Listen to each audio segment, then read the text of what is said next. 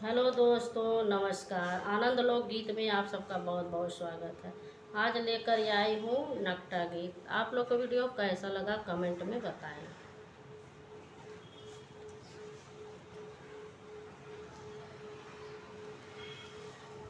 कुआना दूर खोदाया मोरे राजा, कुआना दूर खोदाया मोरे राजा।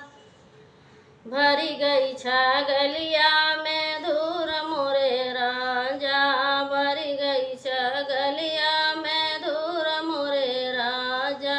देता ना ससुर हो अपनी रूमलिया, देता ना ससुर अपनी रूमलिया।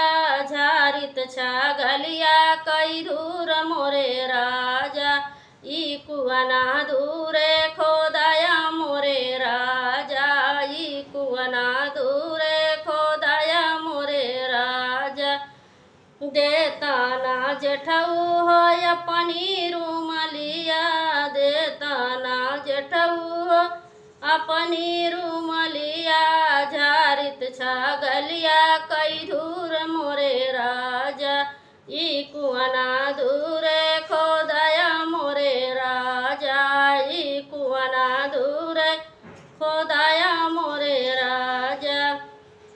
देता ना देवरू हो अपनी रूमलिया, देता ना देवरू अपनी रूमलिया। झारित छगलिया कई दूर मोरे राजा, कुआना दूरे खोदाया मोरे राजा, कुआना दूरे खोदाया मोरे राजा। देता ना समिया हो अपनी रूमलिया, देता ना समिया अपनी रूमलिया।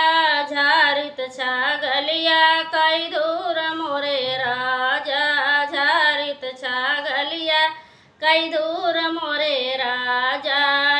कुआना दूरे खो